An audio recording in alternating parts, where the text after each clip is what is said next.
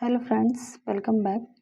इस वीडियो में हम डिस्कस करने जा रहे हैं छठी शताब्दी ईसा पूर्व की राजनीतिक दशा, महाजनपदों का उदय एवं मगध साम्राज्य से रिलेटेड प्रीवियस ईयर क्वेश्चन, जो कि आपके आगामी एग्जाम के लिए बहुत ही इम्पोर्टेंट है। चलिए स्टार्ट कर लेते हैं। इसमें पहला पॉइंट है, छठी 5वीं शताब्दी ईसा पूर्व में तुर्की के लोगों ने सिंधु के पूर्व में लोगों द्वारा इस्तेमाल की जाने वाली भाषा को कहा था। क्या कहा था? हिंदवी कहा था। नेक्स्ट है, राजा बिंबिसार के दरबार में वह प्रसिद्ध चिकित्सक जो भगवान बुद्ध के निजी चिकित्सक थे, क्या नाम था? जीवक। नेक्स्ट, छठी शताब्दी ईसा पूर्व में जैन और बौद्ध ग्रंथों में डैश महाजनपदों का उल्लेख किया गया है। तो कितने महाजनपदों का? 16 महाजनपदों का उल्लेख किया गया है। बौद्ध ग्रंथ कौन सा है? अंगुत्तर निकाय। और जैन ग्रंथ कौन सा है? भगवती सूत्र। तो जैन धर्म के भगवती सूत्र और बौद्ध ग्रंथ के क्या नाम है? अंगुत्तर निकाय में 16 महाजनपदों का उल्लेख किया गया है। वेरी इंपॉर्टेंट है। नेक्स्ट है, भारत की प्राचीन राजधानी क्या थी? पाटलिपुत्र। मगध साम्राज्य का अंतिम शासक कौन था? कालाशोक। मगध की राजधानी राजगृह से पाटलिपुत्र स्थानांतरित की थी किसने? अजातशत्रु ने। बिंबिसार डैश शासक था, कहाँ का? मगध का शासक था। मगध साम्राज्य की राजधानी थी क्या राजगीर या पाटलिपुत्र? भी उसी को कहते हैं। आर्य संस्कृति के सर्वोच्च काल में गंगा घाटी के जनपद जो संख्या में कितने थे, जो महाजनपद बन गए? तो 16 थे। ओके, गंगा घाटी के 16 जनपद जो थे वो महाजनपद बन गए। नेक्स्ट है, प्राचीन काल में अवध को किस नाम से जाना जाता था? तो कौशल के नाम से जाना जाता था। नेक्स्ट है, 16 महाजनपदों का उल्लेख कहाँ है? अंगुत्तर निकाय में, जो कि ये आपका बौद्ध ग्रंथ है। नेक्स्ट, कलिंग नरेश खारवेल संबंधित था चेदी वंश से। छठी शताब्दी ईसा पूर्व का मत्स्य महाजनपद स्थित था कहाँ पे? राजस्थान में स्थित है ये। और मत्स्य की राजधानी क्या है? विराटनगर थी। नेक्स्ट है, प्राचीन नगर के अवशेष कुम्भहार स्थल से प्राप्त हुए हैं। कुम्भहार कहाँ है? पाटलिपुत्र में। नेक्स्ट है, मालवा क्षेत्र पर मगध की सत्ता का विस्तार हुआ था किसके काल में? शिशुनाग के काल में या समय में। मगध का शासक जिसने राज्यारोहण के लिए अपने पिता की हत्या की एवं स्वयं इसी कारणवश अपने पुत्र द्वारा मारा गया, तो कौन था? अजातशत्रु।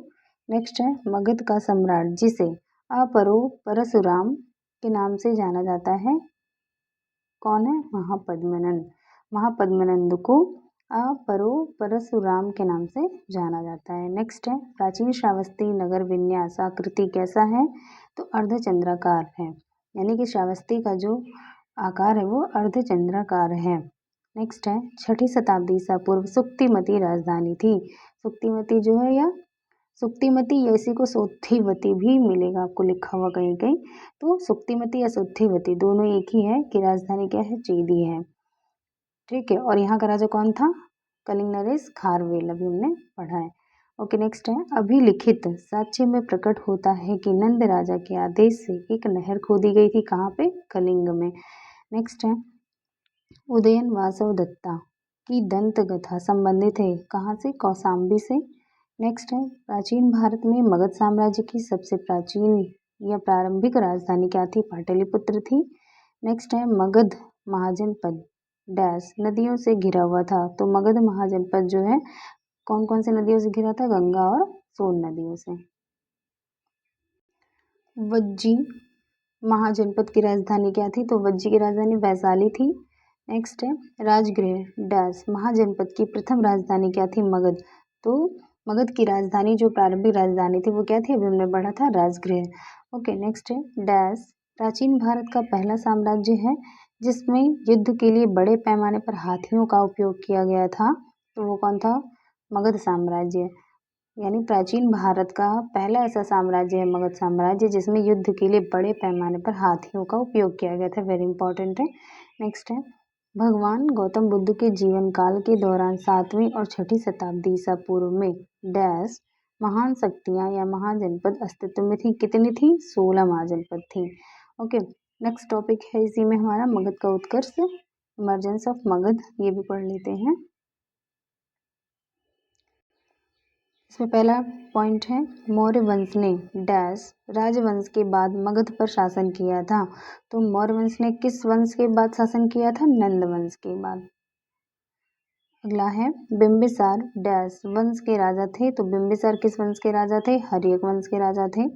नेक्स्ट है प्रसिद्ध चिकित्सक जीवक की नियुक्ति डैश के दरबार में की गई थी। तो जीवक की नियुक्ति किसके दरबार में? बिंबिसार के दरबार में की गई थी और बिंबिसार हर्यक वंश के राजा थे। नेक्स्ट है हर्यक वंश से मगध के पहले शासक थे। तो हर्यक वंश से मगध के पहले शासक थे कौन? बिंबिसार। नेक्स्ट है नंद वंश का अंतिम शासक कौन था? घनानंद था। वेरी वेरी इंपॉर्टेंट है। हर्यक वंश का शासक अजातशत्रु डैश का पुत्र था। किसका? बिंबिसार का पुत्र था। हर्यक वंश का जो शासक था अजातशत्रु, ये बिंबिसार का पुत्र था। बिंबिसार का पुत्र था अजातशत्रु और अजातशत्रु का पुत्र था कालासोक। नेक्स्ट है राजा अजातशत्रु डैश वंश के शासक थे। किसके? हर्यक वंश के शासक थे। नेक्स्ट है 4वीं शताब्दी ईसा पूर्व में मगध की राजधानी को डैश स्थानांतरित कर दिया गया। कहाँ पे? पाटलिपुत्र में। नेक्स्ट है बिंबिसार ने डैश राजवंश के राजा के उपचार के लिए राजवैद्य जीवक को भेजा था। तो किस राजवंश से? अवंती।